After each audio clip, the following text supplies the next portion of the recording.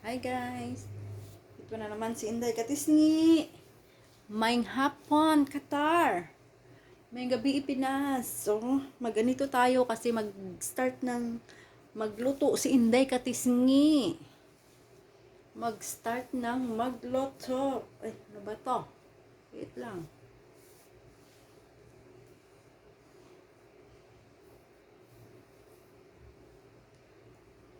Yan, mag-ano tayo kasi para yung ano natin, yung mga buhok. Yung mga buhok hindi ma-mix sa lulutuin. So magluto tayo ngayon ng ng morokia. Alam niyo kung ano morokia sa atin? Saluyot.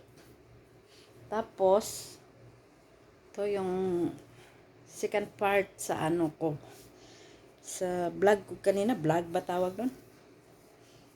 Na yung nagpe-prepare ako habang tayo. So, yan na. Start na tayo magluto.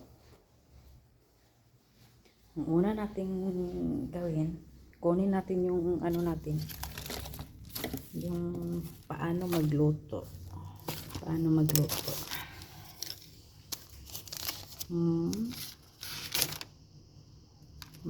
Morokia. Ito siya.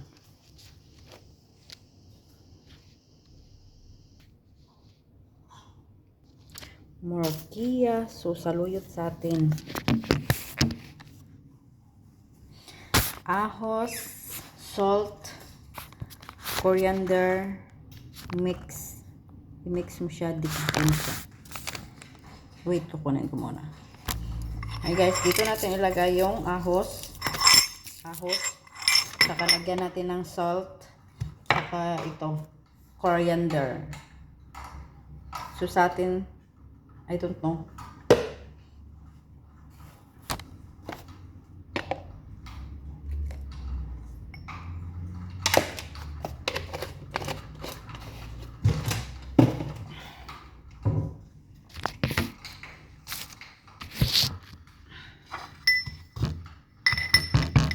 Digdikin lang natin, digdikin.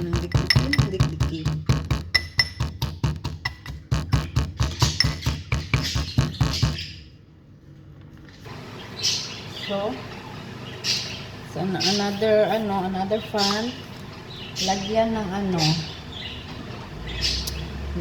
ng tawag dito samna, sa atin butter, tsaka nalagyan dito ng samna, bas only samna.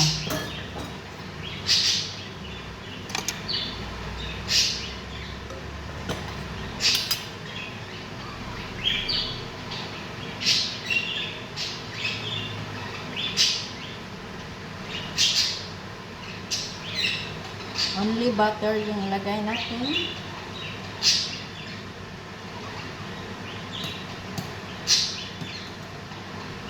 Konti lang guys, pampalasa lang.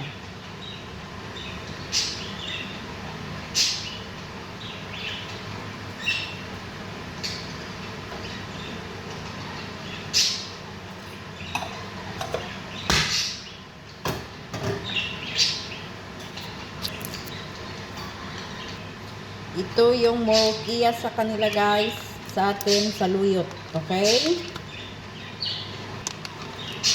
So ito ang saluyot guys, naka-blender yan guys, yan.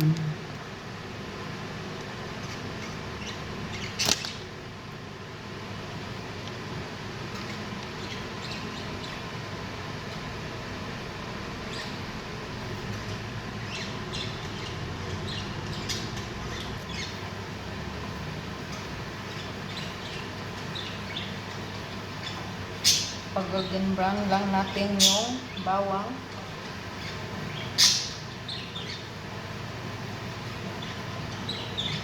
Saka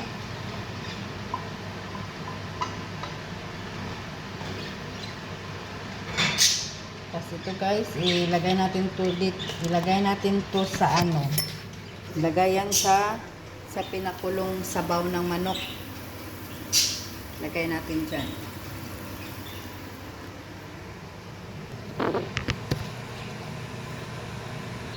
So guys, habang pinapakuluan ko yung yung morokia, maghugas tayo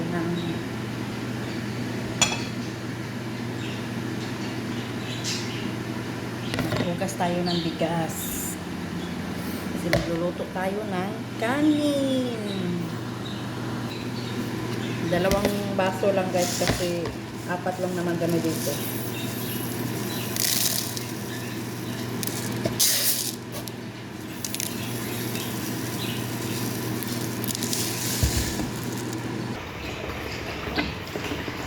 Hugasan natin ang kanin.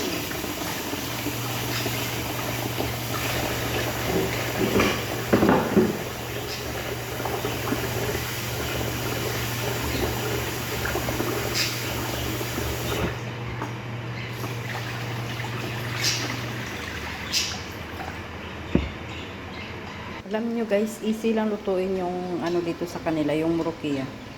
Pag gano'n na siya guys, pag nagkulo siya ng kaisang lang, isang kulo lang, okay na. Tapos na, pero tikman muna natin.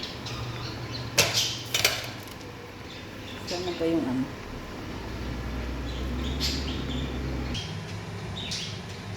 So, alam niyo guys, paano ang process sa pagluluto ng kanin dito. Hinugasan ko na walang tubig. Tapos, lagyan natin ng kung ilan yung baso ng rice, nun din yung luwag ng mantika, oil.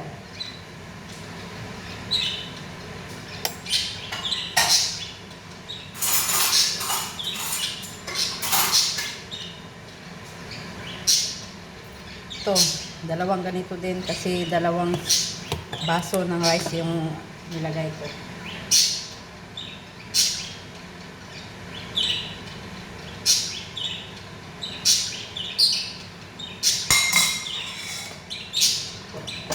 Tapos, naglalagay ng ganito yung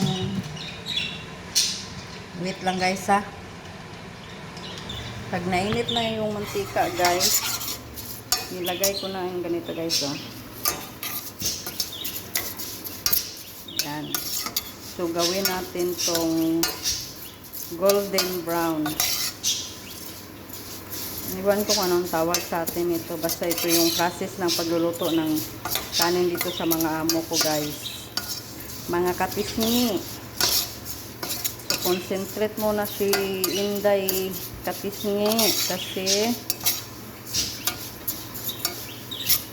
yung oras tumatakbo, mag-aalas 3 na mga katisni, hindi pa ako nakaluto. So, kasi darating na yung estudyante mga alas 3. So, kakain yan.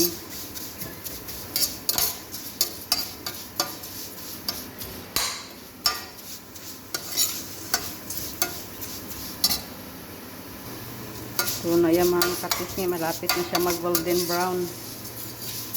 Golden brown. Tapos, pag mag-gold na siya mga katisni, ilagay na natin yung kanin.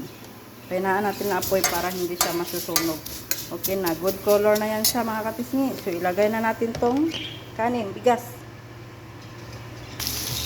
So, nalagay ko ng bigas mga katisni. Dandahan lang. Dandahan lang sa pag-ukay kasi para hindi madurog yung bigas. So, yan yung process dito mga katisni.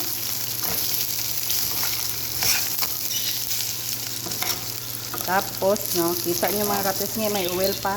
Pag wala na yung oil, pag wala ng mantika, yan na paglagay ng tubig.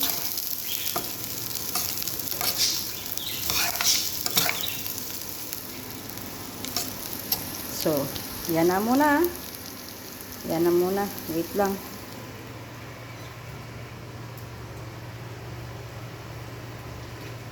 Kalimutan ko pala mga katisni. Lagyan pa pala natin yung kanin natin ng 2 spoon na asin. 2 spoon. 2 spoon smooth pero wag lang damihan baka maalat. So lagyan ko na siya ng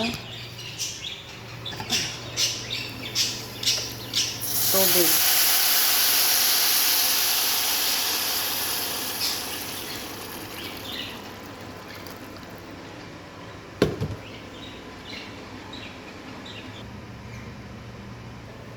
So mga katisngi, bye na. Bye, bye. Magpa-fried ako ng manok. Ito yung manok.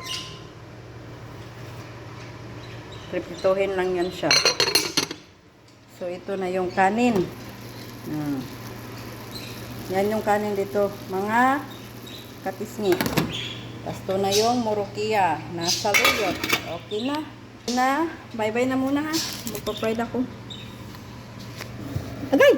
Ouch! Tanga mo naman. Tinday. Tanga mo.